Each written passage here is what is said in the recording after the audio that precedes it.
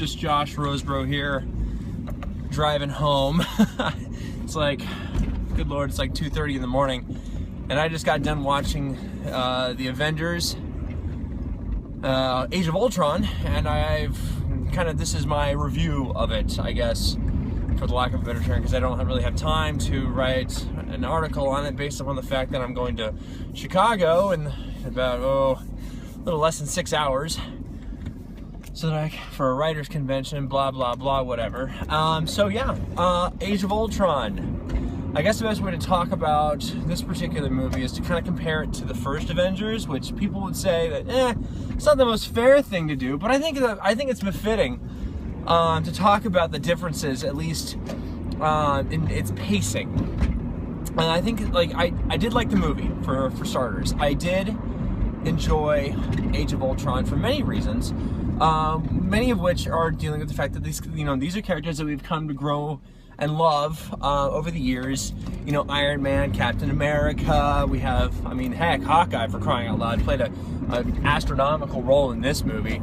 Unlike, say, the other ones. And this video's gonna be bumpy and shaky like you wouldn't believe. Anyway, so Hawkeye plays an astronomical role in this movie.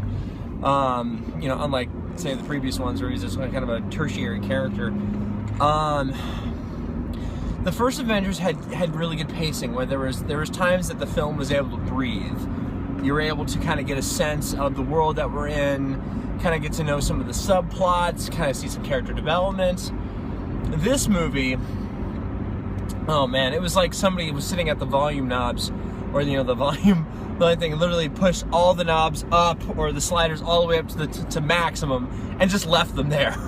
It was like non-stop action, and I found myself getting a little bored by it, because you just say, oh great, they're gonna kick butt, and they're gonna keep on kicking butt, they're gonna kick some more butt, and more butt, but you get the general idea. That's what was happening, and I was just like, okay, can I have a moment to breathe for a second here? The demographic that they're going for in this movie, it felt more childlike, or like kid-ish in this. Basically it's paying service to, I don't know, like some boys who are adolescents or pre-adolescents, like, oh my gosh, actually it's gonna be great, explosions. This is no Michael Bay movie, all right? This freaking Joss Whedon gives us something to work off of, unlike freaking Michael Bay, where it's just like explosion, explosion, explosion, and literally no substance. There was some substance in this movie. Now, don't get me wrong, Age of Ultron had substance. It's just that there was just so much cram-packed in this movie, and you're sitting there for 3 hours, and you're just sitting there going, oh my gosh, how much more can they do? And it's just like, it keeps on escalating, even though the person at the sliders has literally just jammed it all the way forward. So it's a cacophony of action. At least in Winter Soldier, there was at least some breathing time, where you kind of felt like, okay, I'm getting this, quite a cool subplot stuff, plot, then action. This movie, it was just like all action. It was just like, oh my gosh. I might be talking in circles at this point. Okay, so, spoilers, I guess, warning. Goodness. There was, alright, so the whole thing with Bruce Banner and Black Widow, like their relationship or whatever, she's like, ooh, I'm in love with you because you're not like a fighter, you're somebody who likes to run away instead of fighting. Fighting is the last resort. I guess I can kind of buy that, those motivations, because of the sequences where we get to learn more about Black Widow's past, which the nightmare sequences created by the witch character, I don't even know what her name is, but the girl who has like the red magic or whatever, telekinesis, blah blah blah. That was actually, I think, one of my favorite parts of the whole film, because delving into the psyche of all the individual, the different characters of the Avengers and seeing what's going through their head was really cool. And I felt a little gypped that we didn't get to see inside of Bruce Banner's head with the Hulk, which maybe that's a good thing, because it would have just been like rage. I don't know, but I would have liked to have seen what his dark side was. And Maybe I'm just forgetting it. I don't know. There was so much that happened in the movie, but I don't remember seeing anything about Bruce Banner, his dark side or whatever. But no, I mean, there's a lot of good stuff in there, and the character of Ultron was interesting. It was like, the best way I can describe like the creation of Ultron is that it's basically a reimagining or a recreation of Mary Shelley's Frankenstein. Because even down to the point where Thor is like the final key to unlock, well, actually I'm getting ahead of myself, where Bruce Banner and Tony Stark, they end up making Ultron because they find that the Infinity Stone actually has its own cognitive kind of mental cortex type of thing or whatever. It's kind of confusing, but not really. It's just like, oh, it has a mind of its own, artificial intelligence, let's create this. Basically diving in head first without really thinking about the ramifications, which is totally indicative of Frankenstein. Oh gosh, it's like, it has Frankenstein written all over, down to like the kind of gothic themes of like isolation of, like this is so crazy. And then, Jarvis, and there's this whole thing with Jarvis practically being demolished by the cognizant and now alive Ultron, who, it's like, he's like basically, I guess he's Tony Stark's mind at its logical conclusion of like, in order to save the world, we have to destroy it, even though that's not the way he technically thinks. He hasn't like gotten to that point of true kind of realization, which, I don't know, it's an interesting theme to mess with, and I think that they did it relatively well. Yeah, there were some plot points that I wasn't like completely happy with, but I can understand it from a storyteller's perspective, especially in a film where you don't have as much time to flesh out things. But of course, they have been fleshing it out. I'm not somebody that watches Agents of S.H.I.E.L.D.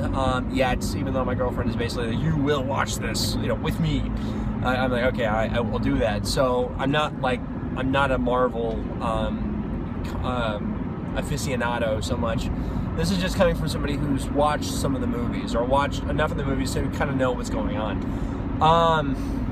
Yeah. A lot of good things, a lot of great moments. There were some pretty good lines, and of course there were some obvious Joss Whedon like elements in there with like some of the comedy that was going on with someone like you feel there's moments where there's some true humanity being portrayed in the film, where you get a real sense. What the heck is going on here? No, it was good. There was a lot of great things about it. The storytelling was a little rushed for my taste. Of course, they are trying to jam so much in there, and I don't know how true they're staying to the comics, because I didn't grow up reading the comics. But I enjoyed the storyline, and it was fun. And even more so with the Frankenstein stuff. I'm gonna revert back here. So, Ultron's made, or whatever, he starts basically trying to, like, destroy the world, blah, blah, blah, Hydra is, at it again, blah, blah, blah. Very beginning, it starts off, it jumps towards you right into action, which was, I don't know. Anyway, but it was a cool action sequence. There were some really good moments. So, anyway, Ultron's made, blah, blah, blah, blah, blah, blah, blah, blah. Ultron's evil. Like, everyone's like, oh my gosh, what did we create? Tony Stark, Bruce Banner, you guys are morons. Why did you, yeah, blah. So, and then there's all this stuff in between, which I'm having a hard time remembering because it's really late and I'm tired, and like, there's just so much to take in just a single viewing. But yeah, and then of course they realize, oh my gosh, Ultron's trying to make like the next level of evolution, with like the new dude with like vibranium body. But it's like the way I was looking at it, I was like, oh my gosh, they're creating like the ultimate Terminator, but instead of it being liquid metal, it's vibranium. But then it turns into a true Frankenstein story. Sort of. Ultron is truly Frankenstein, but then they were able to revamp it with the new creation, which was Jarvis inside of the body of like the vibranium body with the mind of the Serenity Stone. It's interesting, and you're like, it's mean, especially with the ending of the movie with, like, you know, the Jarvis, like, Infinity Stone hybrid talking to the very last, like, clone of Ultron. It was like, I don't know, like, interesting philosophy stuff going on. But what I really am talking about is the fact that the Jarvis Infinity Stone combination, a Jarvstone, I guess, is kind of interesting because they're trying to put them together, and like Quicksilver comes in and like disconnects all the crap, and Tony Stark's like, no, what did you do? You destroyed the creation. We were gonna build something amazing, and and then like Thor comes out of nowhere, literally just like I don't even know where he came from. Like the ceiling, I'm not sure. It's like he has like no entrance other than I'm here, blah, and then lightning, and like very, very, very much like out of Frankenstein, and like literally gives life to this creature who we don't know who's good or evil yet. And that's the final touch, is the spark, and then boom, he's alive, and it's like, oh no, what's going on here? And he's good, I guess. He's altruistic. He's like, yeah, we're gonna, like, you know, I'm on the side of life, is I guess the way he said it. I might be paraphrasing. And then there's like, blah blah blah blah, fight. They get like go back to the town where the movie started, and like I loved how like Ultron was planning on destroying the planet. He was gonna literally take an entire chunk of the Earth and literally launch it back at the planet to literally create a meteor that was going to literally obliterate Earth. Basically, it's like, oh yes, I've heard of the dinosaurs. I'll do it again. But it's a little silly. It's a little silly, but like the way they do it is cool, and the science is completely bogus, as you would expect from a Marvel movie, because they're working with an entire universe of things that just obviously don't exist, like vibranium and serenity crystals, or infinity crystals. Yeah, infinity crystal, that's the one. Oh gosh. But it was fun, and I would definitely suggest it. If you're in there for like very much a mindless time of just like non-stop action, good gravy. It gets a little wearing on the soul, at least for me. I expect a little more out of movies where, you know, I get more emotionally invested in by the characters. But I guess that Marvel at this point is like, you know, if you're not emotionally invested with the characters already, then this movie's not gonna do it for you. But I think in the platform of a film, you need to really establish that with every reincarnation or every edition of the film, because you're gonna get people coming in that aren't familiar with the movies previous. They're going to be like, okay, well, everybody keeps talking about it. I'm going to go in, and they're going to probably walk away going, yeah, I don't know what was going on. Which, it's the fact that we're working with such a large story arc, I can understand that, you know, reestablishment of characters would seem repetitive to people who are, you know, stuck with the story. They're watching the show, they're watching the movies. But to me,